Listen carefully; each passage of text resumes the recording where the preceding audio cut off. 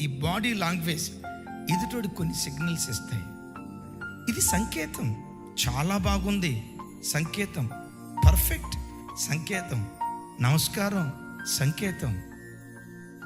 మోకాళ్ళు ఉండటం నీ బాడీ లాంగ్వేజ్ ద్వారా, దేవా నీకు డీప్ రెవరెన్స్, ఒక లోతైన గౌరవాన్ని నీకు ఇస్తున్నాను అని మోకాళ్ళు నీ దేవుని సన్నిధిలో ప్రార్థించాలి. దైవజనమా, దేవునికి ఒక మనిషి భక్తితో కూడుకున్న గౌరవాన్ని తెలియచేసే భంగిమ, ఆ విధానం, పద్ధతి ఏంటో తెలుసా? అందరూ నా వైపు చూడు. మోకాళ్ళుని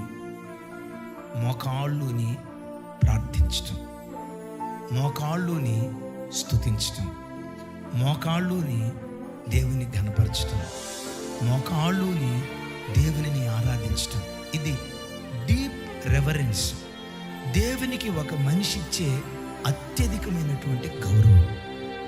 ఈ కడవరి దినాల్లో మోకాళ్ళుని ప్రార్థించే ప్రార్థన పరులు కాస్త తక్కువే. ప్రార్థన అని అంటంతో 18 సంవత్సరాలు పడుచమ్మాయి కూడా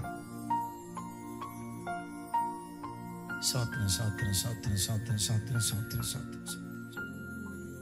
స్తోత్రం స్తోత్రం స్తోత్రం స్తోత్రం స్తోత్రం స్తోత్రం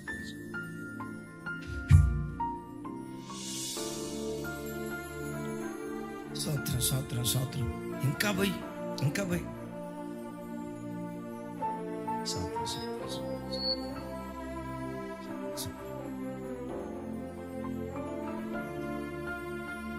నడుము నొప్పి ఉంది, తప్పేమీ కాదు. వృద్ధాప్యం, మోకాళ్ళు సహకరించు, మోకాళ్ళ బలహీనత, తప్పేమీ కాదు. అయితే పుట్టారా, నీకు వయసు ఉంటే, మోకాళ్ళు నొప్పి లేకపోతే, శరీరంలో ఏ బలహీనత లేకపోతే, మోకాళ్ళుని ప్రార్థించడం, it's deep reverence to God. మీరు అనొచ్చు, మోకాళ్ళుని ప్రార్థన చేస్తేనే గౌరవం ఉన్నట్ట, ఏం పండుకొని ప్రార్థన చేస్తే గౌరవం ఉన్నట్టు కాదా? గౌరవం అనేది అనండి.